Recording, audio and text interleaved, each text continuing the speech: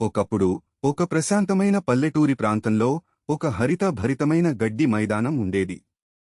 అక్కడ ఎండ మృదువుగా ప్రకాశించేది, పూలు అలసట లేకుండా ఊగిపోయేవి, సీతాకోకచిలుకలు పువ్వు నుండి పువ్వుకి ఎగిరేవి.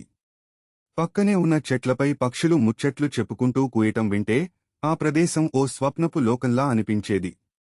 ఆ గడ్డి మైదానాన్ని మధ్యగా చీల్చుతూ ఒక చిన్న నీటి వంక ప్రవహించేది.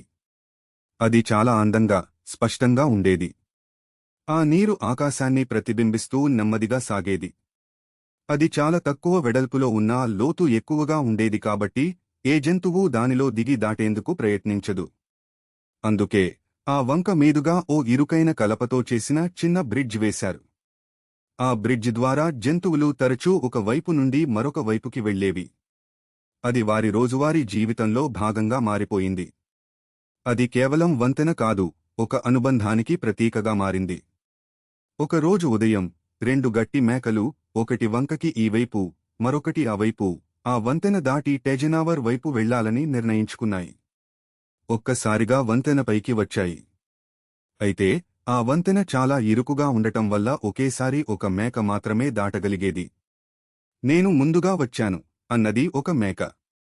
లేదు, నేను మొదట వచ్చినను అన్నది మరొకటి. వెనక్కి వెళ్ళు, ఒకటి గట్టిగా చెప్పింది. నీమే వెనక్కి వెళ్ళు అని ప్రతిస్పందించింది మరొకటి. ఈ విధంగా వాటి మధ్య వాగ్వాదం మొదలైంది. మేకలు తమ తలలను తగలవేస్తూ వంతెన మధ్యలో తాకిపోయాయి. వాటి అహంకారానికి తలొగ్గకుండా పుష్ చేస్తూనే ఉండిపోయాయి. చివరికి తాళం కోల్పోయి చప్పున నీటిలో పడిపోయాయి. వంకలో ప్రవాహం ఎక్కువగా ఉండటం వల్ల అవి కొట్టుకుపోయాయి.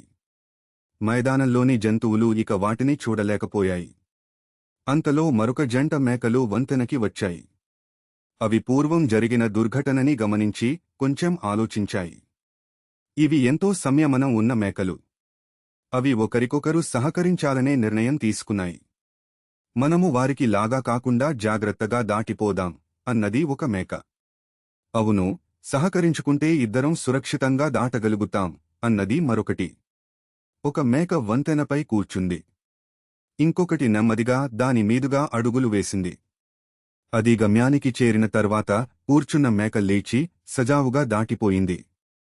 ఈ సంఘటన తర్వాత మైదానంలోని జంతువులు 4 మేకల కథను స్మరించుకుంటూ పిల్లలకి చెబుతూ వచ్చారు. ఆ కథ తెలియజెప్పినది ఒక్కటే నిజం: అహంకారం, మొండితనం నాశనానికి దారి తీస్తాయి. కాని సహనం, వినయం, సహకారం విజయానికి దారితీస్తాయి.